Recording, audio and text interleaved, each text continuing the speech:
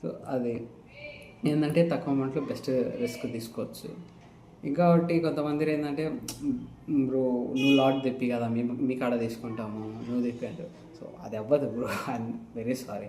ఎందుకంటే ఇప్పుడు నేను రిస్క్ తీసుకునేటప్పుడు స్టార్టింగ్లో లాట్ తెప్పించేటప్పుడు ఎట్టున్నదంటే ఇప్పుడు దాంట్లో మంచివి ఉన్నా ఎలాంటివి ఉన్నా కానీ నాది రిస్క్ అవుతుంది అది. సో నేను తీసుకుంటున్నా, ఎందుకంటే నేను బిజినెస్ చేయాలి, సేల్ చేయాలి కాబట్టి సేల్ చేస్తున్నా. ఇప్పుడు నాకు స్వెట్ షర్ట్స్ కాకుండా జాకెట్లో ఒకటి ఉంటుంది. సో ఇట్లా నా ప్లాన్ ప్రకారం నేను చేసుకుంటూ పోతున్నా. కానీ ఇప్పుడు మీకు నేను లాట్ తెప్పించి సేల్ చేసేదంటే ఎలా ఉంటుందంటే,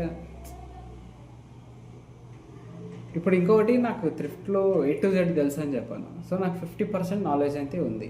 సో వచ్చిన ఎట తీసుకోవాలా, అవి ఎలా వస్తాయి, దాన్ని నేను ఏం చేయాలి, ఏం చేసి చేంజెస్ చేసి సేల్ చేయాలని ఒక 50% నాలెడ్జ్ ఉంది. సో దానివల్ల నేను ఏంటంటే లాట్ ఎలా వచ్చినా కానీ నేను పెద్దగా టెన్షన్ తీసుకున్నాను. సో ఓకే వచ్చినాయి, నేను ఎట్లా సేల్ చేయాలనో నాకు ఐడియా ఉంది.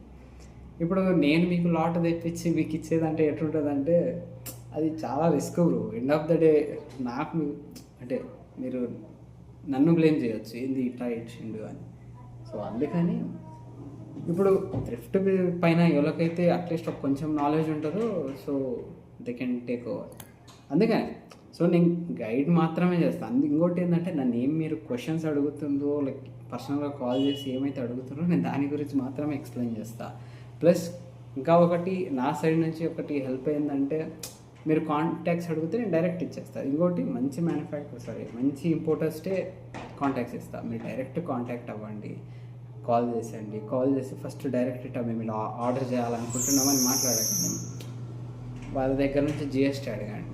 ఇంకోటి వాళ్ళకి కాల్ చేసినాక వాళ్ళు కరెక్టా కాదా అని. వాళ్ళ ఇంకొకటి యూట్యూబ్ ఛానల్స్ కంపల్సరీ ఉంటాయి. ప్రతి ఒక్క ఇంపోర్టర్ది యూట్యూబ్ ఛానల్ అనేది ఉంటుంది. ఎందుకంటే just build the trust. So వాళ్ళ యూట్యూబ్ ఛానల్ అడగండి ఫస్ట్ థింగ్. సెకండ్ GST అడగండి. వాళ్ళ వేర్ హౌస్ ఉంటాయి, వాళ్ళ వేర్ హౌస్ అడ్రస్ అడగండి.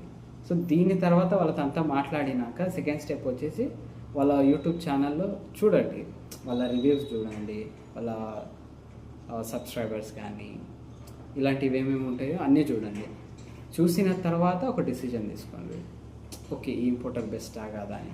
సో నేను చెప్పినని కూడా బ్లైండ్గా నమ్మకుండా మీరు కూడా ఒక సెకండ్ స్టెప్ వెరిఫికేషన్ చేసుకొని తర్వాత ఆర్డర్ చేయండి. కానీ రిస్క్ తీసుకుంటేనే బెస్ట్ అని నాకు. రిస్క్ తీసుకొని ఆర్డర్ చేసి ఎట్లా అంటే వస్తే బిజినెస్, లేదంటే లేదు అనే థాట్లో ఉండండి. ఇంకా